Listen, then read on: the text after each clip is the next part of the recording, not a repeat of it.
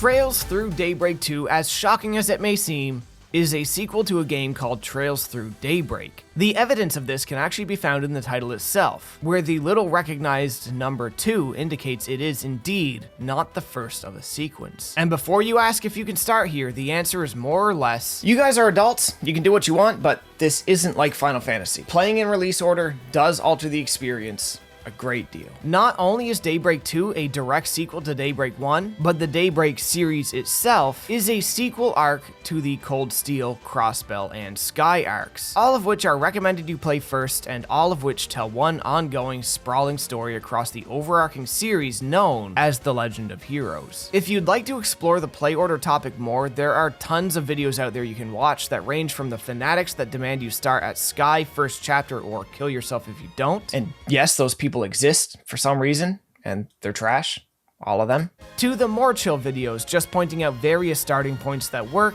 but will still eventually require you to go back to the older games along the way to get the full experience. This video, however, is a review, not a lecture.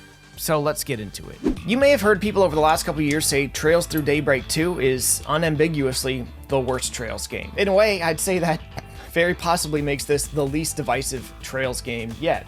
Or maybe the most, depending on how you look at it. But it almost appears unanimous at times that people think this is the worst one. If you remember what I had to say in my Trails Through Daybreak 1 review, even if Daybreak 2 turns out to be Daybreak poo, you'll know that I had a lot of reservations coming into this game. And now, having finally played it, I do see exactly where people come from. I understand why they feel the way that they do. Because, yeah, in some ways, it is the worst one. And in other ways, it's the best. I haven't seen a game in this series take so many strides and excel in so many ways, while simultaneously being so misdirected that it almost misses the entire reason people play this series to begin with. That it really doesn't live up to delivering what the fans of the series are picking these games up for. And because of this, like the game itself, this review is going to be a little bit wonky. So instead of starting with the story like I normally do, I want to put the positive stuff up front. Let's talk about what I like, starting with the combat. The combat. The combat is easily where the game shines the best, improving upon the fresh new foundation established in Daybreak 1. Now, I'm going to assume you've played Daybreak 1, and not over-explain everything, but I will touch base on most aspects. As before, combat is split into two distinct phases. For the sake of clarity, we'll call this action combat and turn-based combat. Two categories that should sound pretty self-explanatory. Action combat mechanically is still really light, but the additions made to it certainly raise the bar and make engaging in it that much more, well, engaging. You have your standard attack, dodge, and heavy attack, which can be used after charging it up through normal attacks. There is also a quick art, which really isn't that quick to use in combat and therefore not all that encouraging to mix into your regular combos, but it is more effective against certain enemy types and can also be used in some dungeons to interact with environmental triggers, thus improving the exploration mechanics and variety. When dodging now, a well-timed dodge also grants the opportunity to fast swap to a new character, who, when swapped to, deals extra damage with an immediate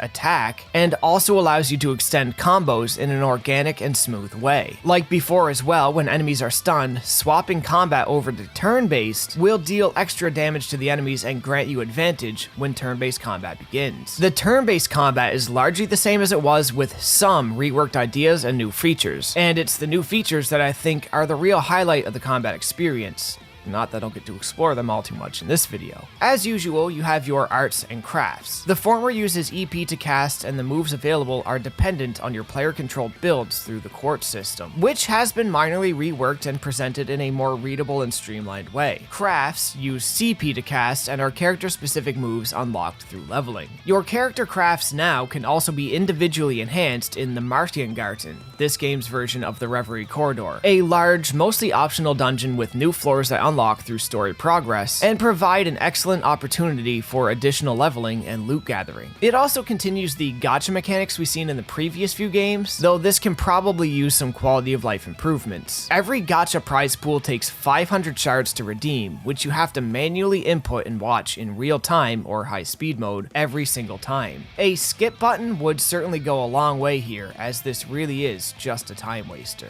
In my review of Trails Through Daybreak 1, I noted that the S S-crafts were especially broken. This isn't really uncommon in this series, but I'd say they were more broken than ever before. Daybreak 1 allowed you to perform up to 8 S-crafts without interruption. Most enemies or bosses would not survive that kind of onslaught, and it's not rare to be able to do it in the later stages of the game. This time around, the S-crafts have something of a cooldown function to prevent this, and at best you can maybe get 4 S-crafts in a row. It's still a very significant tool in combat, and S-crafts are still uber powerful, but it's notably less game-breaking. On the note of S-crafts, some of the new ones in this game, among your own party members and among your adversaries, are some of the most visually satisfying the series has ever seen. Unlike Daybreak 1, 2 linked characters can also perform regular crafts together against a stunned enemy. Combat also has a guard function, which if you've played the older games, you know has not always been a series staple. Continuing what was started in the Cold Steel arc, there is a secondary battle mode for characters where they can transform into different creatures or alter egos, changing their stats and abilities, or even granting a whole new approach to combat, such as Van's Grendel form, where moves are selected to be comboed together, and the combo can be extended via S-boosts, a feature that boosts your character's abilities and stats and unlocks your ability to perform an S-craft, but needs to be charged through combat. The S-boost meter charges relatively quick through action and turn-based combat, but turn bonuses in turn-based combat is the only way to unlock its full potential, rapidly charging the meter at times and extending it well beyond its natural limit. And before we move on, it's worth pointing out the turn order system has been reworked as well, reintroducing your ability to steal bonuses that would have naturally gone to somebody else when you interrupt the turn order via S-craft. It is also presented in a much more streamlined and readable way. This is a fantastic change, as it allows much more tactical control when developing short-term strategies in combat. It also allows you to engage in monkey mode more often, i.e., break the combat more frequently to activate your primal neurons and go ape. Unfortunately, from here, some of the new combat mechanics I can't really tell you about without spoiling the shock and awe over seeing them in use for the first time, so I'm not going to be able to elaborate on these unless they return in the next game as a standard feature from the get-go. But I will say this much about them. When they first drop in combat, it mixes things up in a way that you find yourself in a position you've never been before in this series. And it is just the coolest fucking thing. It's not like amazing new really creative ideas. They're honestly extremely simple, but the moment they happen, they change everything and make the fights they first occur in something special to remember. From top to bottom, action combat, turn-based combat, new and old mechanics rebalance, the UI and menu navigation, combat in Daybreak 2 is leaps and bounds better than the already rather solid foundation of its predecessor. I still have a love for the versatility of the Cold Steel system and think I'll probably always love that system more, but Daybreak 2 has certainly established its own special unique thing. In terms of other types of content and forms of gameplay, Daybreak 2 isn't exactly a slouch. We see the fishing minigame return, and it's a serviceable take on what we've had many times in the past. There's a random basketball now, which is kind of strange. There are these hacking minigames that you'll have to do a few times throughout the story. They kind of work like a first-person dungeon crawler, where you just have to avoid traps and the enemies and make it to the finale within the time limit. These are also used for unlocking special types of treasure chests. You can also do a sort of digital scan of your environment to locate new access points to the Martian Garden and find collectibles. Like many of the games before this one, we also have a unique card game, which doesn't come up that often, but it does exist. And the occasional mission here and there will also have stealth mechanics. Not exactly a popular thing in a lot of games, but it does help mix things up. Of course, there are still side quests, you can still go to the movies in this game, and there are still social events. However, I would say all of these things are dramatically reduced in this game. In fact, you don't really see these social events until halfway through the game or more. There's a lot more we could probably talk about here, but I'm just gonna say for now, this is probably good, and it's time we move on to the part that really gives this game its reputation: the story. The story! Now, it's no secret that most people who play this series are so invested in it due to its writing. The characters, the themes, the events, the world, even when it wavers and struggles to really nail the pacing, this is the thing that keeps people coming back for more. It keeps people tuning into the series to see the mystery progress and unravel. While typically I would address the writing as one analogous blob of critique in a review like this, I think it wouldn't paint an accurate picture enough for this game if we don't divide this into two blobs. So I want to look at the written adventure, as in the ongoing series of connected events, and separately address the narrative, as in the overarching why of it all and its value and context to the series. Given the game's reputation, I think it would be fair to start with the latter, and the area it seems the game really falls apart in. If you recall, in Daybreak 1, the team left off one step away from solving the mystery of the Genesis. In Daybreak 2, the team is pretty much kicked back to square one and presented a new Herculean task they must overcome to solve this very same mystery. In the wake of this, two new mysteries also arise. The mystery of a red Grendel, much like Vance, who's causing death and destruction everywhere he goes, and a new power of the Genesis that allows them to warp to various points in their past to redo events and pursue a better outcome. All of this stuff is fine on paper, but it's the execution and debatable importance of it all that has people up in arms. Not to mention the amount of time dedicated to this one big plot device. It does, quite often in fact, feel as if the narrative makes progress at a glacial pace, and sadly what little does get explored in this game feels like isolated events and filler that couldn't possibly benefit the overarching narrative in any meaningful capacity. It bears mentioning here that this is how it feels by the time this game ends. It's a little rough to say the least, as if the whole game progressed the narrative a mere couple inches from where we left off in Daybreak 1. When you come into these games really hoping to see the world and story deepened, expanded, explored, and to a degree, have some of its mysteries properly developed, the lack of contribution this game makes to the overarching narrative we're already so invested in can leave a really sour taste in the player's mouth. And it's because of this that Daybreak 2 really doesn't stick the landing for most fans. All that said, for as borderline pointless as a lot of this game seems, and they do still have the chance to make this all more important in the next game, there is something to be said about its adventure. See, the Trails games I find are at their worst when they feel like they're doing nothing at all. Though this game doesn't do much for the series overall yet, it's worth noting that the pacing issues it faces are of an entirely different nature than its predecessors. Daybreak 2 is never doing nothing. There is basically always an ongoing dilemma, present danger, a real mystery and intrigue, action, suspense, and plot-twisting drama amongst the characters. Does it feel like it's all for nothing by the end?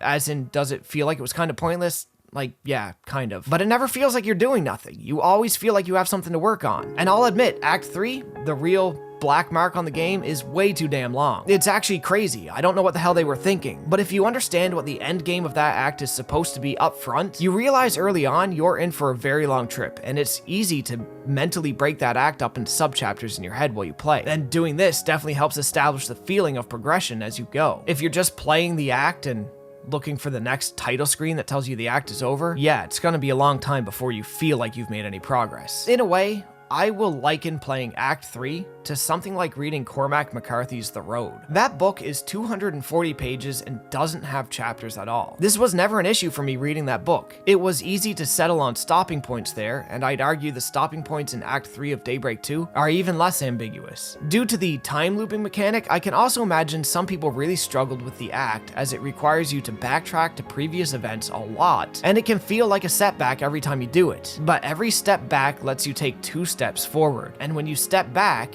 you run ahead instead of walking like you did before. So it's really not that much of a hang-up. When I see this game side by side with Daybreak 1, and this is going to be what I assume is a really unpopular opinion, I'd actually say I enjoyed my time with Daybreak 2 more. See, with Daybreak 1, I found they were constantly putting the brakes on the action and spinning their tires when they should have been speeding down the highway. It was frustrating, and like they were trying to stop you from enjoying the game too much. Daybreak 1 often had points making me feel like I was losing interest and getting bored. Sure, it always brought me back around, but it was deeply frustrating at times. Daybreak 2 has its own pacing quirks that other people will also find deeply frustrating, but I never felt bored with it. Despite feeling like Daybreak 2 narratively was a much lesser experience, and in many ways even undermined what Daybreak 1 had set up, lowering that game's narrative appeal in the process, it held my attention much better. So I guess I have to say it. Despite whatever damage Daybreak 2 might have done to the duology, I liked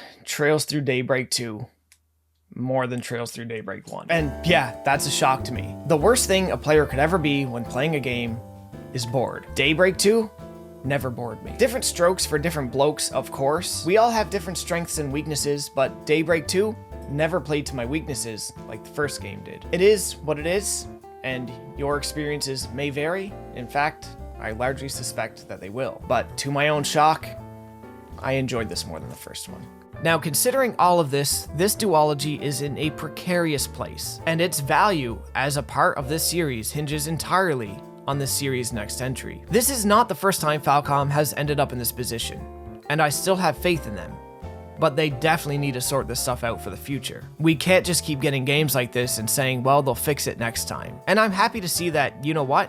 They're actually trying to fix this whole sort of thing now. As they did say, they are slowing production down on these games. Hopefully, with more dev time, they can make more focused and worthwhile experiences and better, more thought out decisions, keeping this series' reputation as the most ambitious interconnected JRPG saga of all time. Now, having said all that, we got the difficult stuff for this review out of the way. Now, I've covered this series a dozen times in the past. It's a little boring recycling the same points over and over again, so I'm just gonna blitz through the last few details here. The voice acting, I think, is a step up from the first game. It's mostly all the same voice cast, but the actors I thought didn't do that great of a job, had minor roles this time around. So, in a way, it's improved. The visuals, it looks a lot like the first game again, but they are continuing in their upward trajectory. Some of the animations and lighting effects are better, some of the particle effects are better, and the cutscene direction, something that they really started ramping up in Reverie, is better than ever. The OST still doesn't really match what we hit in the Cold Steel saga and prior, but I really didn't have any problems with it. It still is a very fitting and very good OST. Not Falcom's best,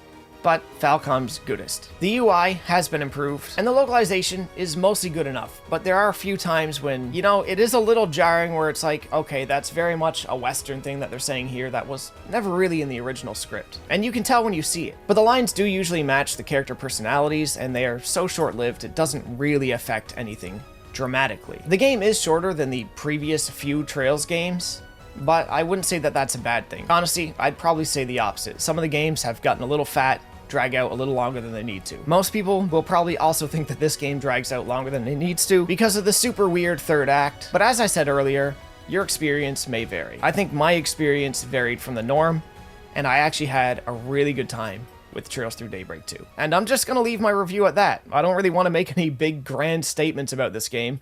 It's not the best thing to happen to the franchise. It's not the worst. It was, for me, just a really fun time that didn't really move the series forward in any meaningful capacity.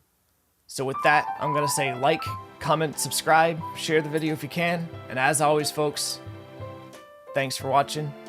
I'm sorry to keep you waiting.